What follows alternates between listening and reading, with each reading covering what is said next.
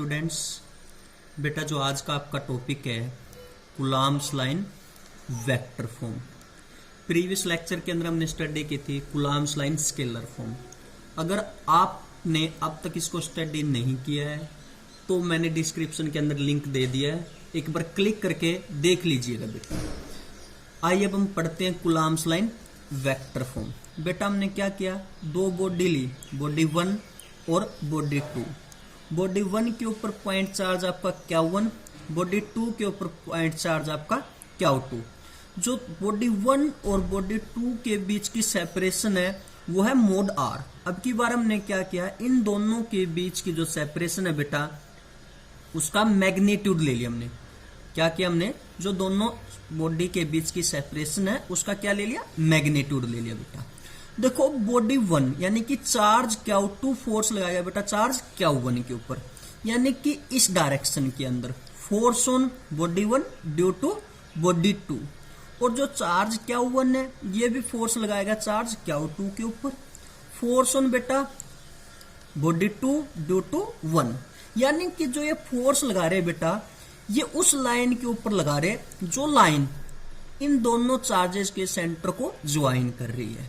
तो आइए अब हम पढ़ते हैं कूलॉम्स लाइन वेक्टर फॉर्म। बेटा देखो जो ये R है बेटा इसके दो वेक्टर बन सकते हैं। जो ये R है बेटा इसके कितने वेक्टर बन सकते हैं, दो वेक्टर। देखो एक तो इस डायरेक्शन के अंदर और एक इस डायरेक्शन के अंदर।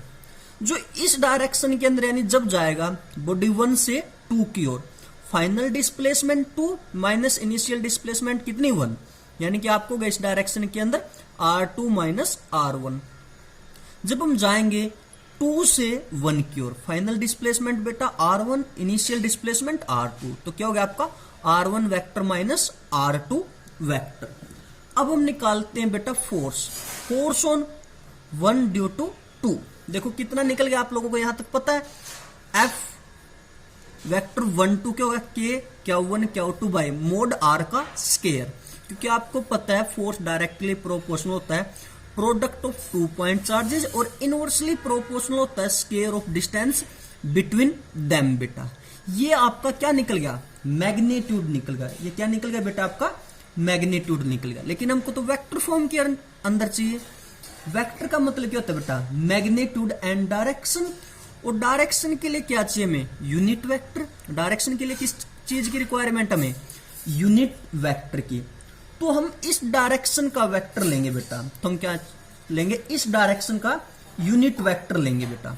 क्योंकि ये वेक्टर भी तो इसी डायरेक्शन में है, तो R वेक्टर माइनस R2 का क्या लेंगे हम, यूनिट वेक्टर लेंगे, क्योंकि ये भी तो इसी डायरेक्शन में है बेटा।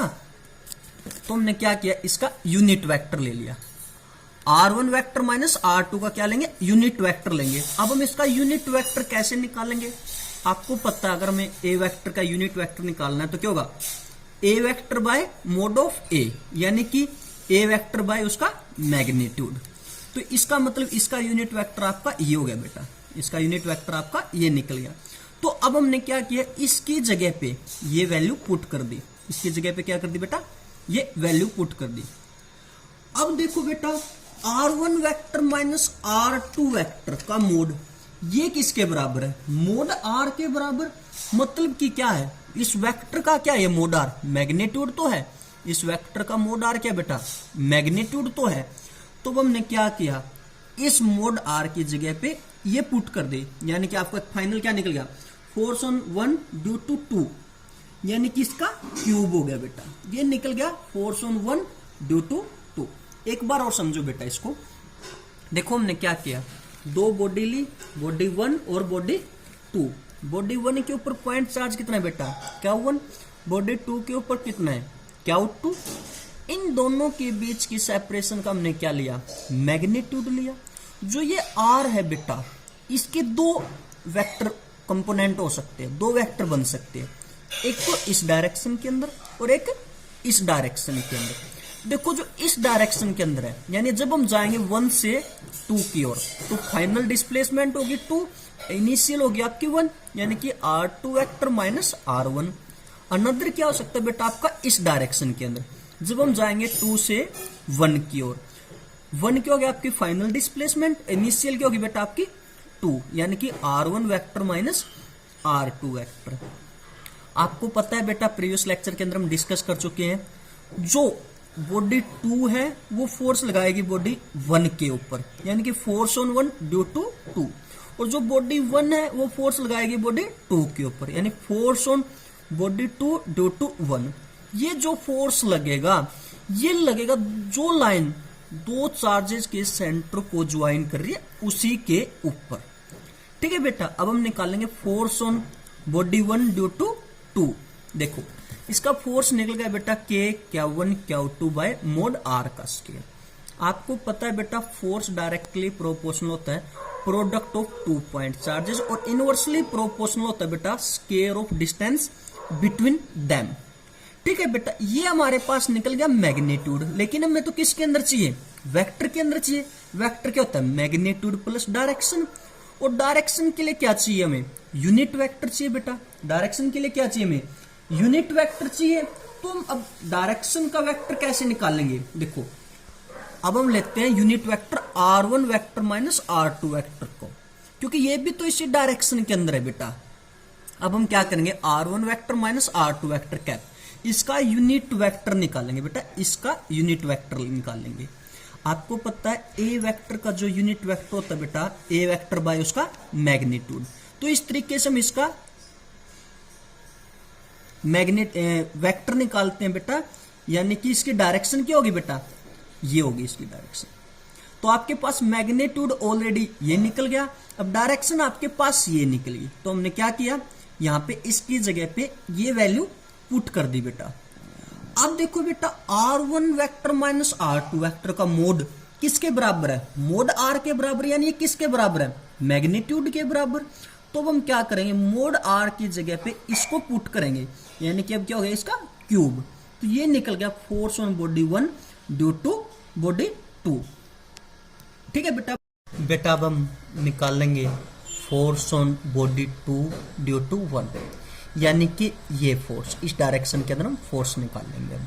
जब हम इस डायरेक्शन के अंदर फोर्स निकालेंगे, मतलब कि फोर्स ऑन 2 ड्यू टू 1 निकालेंगे, तो बेटा हम ये वेक्टर देखो R2 vector minus R1 vector, ये भी तो इसी डायरेक्शन के अंदर है बेटा। R21 vector minus R1 vector भी तो क्या बेटा इसी डायरेक्शन के अंदर है। अब हम क्या करेंगे, इसका यूनिट वेक्टर निकालेंगे। क्या करेंगे, हम इसका यूनिट वेक्टर निकालेंगे। देखो जब हमने निकाला फोर्स ऑन 2 ड्यू टू 1, ये निकल गया बेटा आपका फोर्स। ये क्या निकल गया आपका फोर्स, यानी कि मैग्नीट्यूड निकल गया बेटा आपका।